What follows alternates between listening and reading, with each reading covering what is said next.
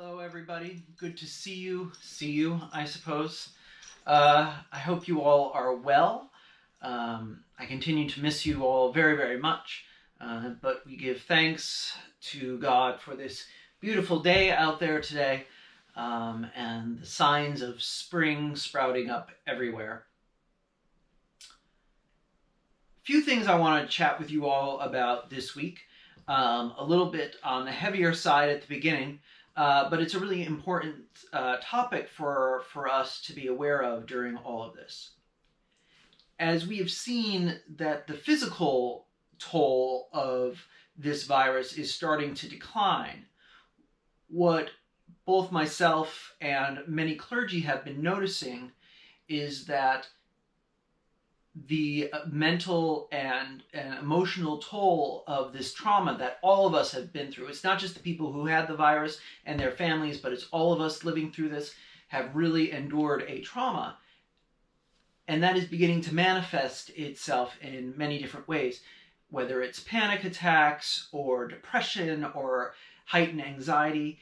There are so many signs that the mental toll on all of us from this is going to be pretty significant, and it is something that we really, really need to pay attention to.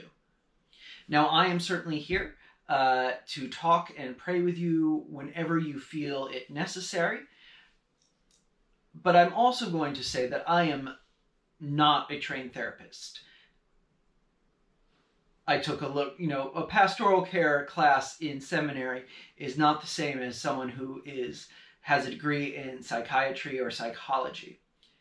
I'm here to listen and to pray with you, and sometimes that also may mean that I need to refer you to someone else with more training in the area of mental health.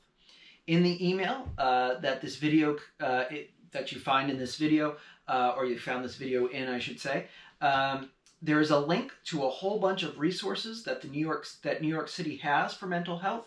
And if you feel like you are at that point where you might need some help, please use those. If you do not live in New York City or you're not finding those resources helpful, let me know and I can help you walk through that process of finding some professional help. There is no shame in seeking help for our mental, emotional well-beings. I think too often the church has seen it as a lack of faith to be depressed or to have anxiety or hopelessness or all these different things. It's not a lack of faith. Literally, when we go through traumas like we have all been through, chemicals in our brain change. And what we're feeling a lot of times is a reaction to that chemical change. So please, there should be no shame or fear in asking for help. And I hope that you do if you need it, or if you have a family member you think might need it. These resources are really, really wonderful to help you all with that. Secondly, the next topic I'd like to briefly bring up is, when do we reopen churches? Obviously, the church is not closed. We have continued to worship and to gather, just not in person. Our church building, however, does remain closed because we are still not able to gather together physically, keeping people safe. All of the bishops of New York, not just our bishop, but the bishops of New York, have decided that the target date, and this is a target date, so that means it may move depending on the situation, the target date to reopen church buildings will not be until July 1st. I know that this is very frustrating. It's frustrating to me, so I share with you that frustration and confusion and everything else you might be feeling about this decision. I also think it's probably the right decision, because we don't want everyone to get sick again, so we need some more time. And even when we do get back, we're going to have some policies about how many people we might have in a service and whether people need to wear masks and gloves for a while. And there will be a lot of things that we need to work out over the next couple months. And those details will be announced in due course. as there is details handed down from the bishop himself, as well as discussions that the vestry and I will have about how to best move forward, gathering together while still keeping everyone safe and healthy. Again, I think what we have to notice, though, that even within all the pain and despair and not being together in person, there has been such a revival of faith and prayer, and that is something that we really need to give thanks to God for. Sometimes it takes a crisis for us to realize just how much we have to rely on God to get us through the day. And maybe that's one of the lessons that we are going to take from all of this.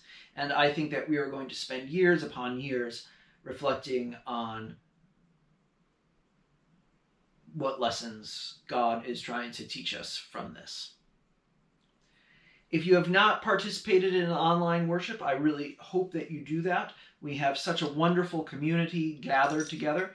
Even people from around the country are starting to join us. So it's really wonderful.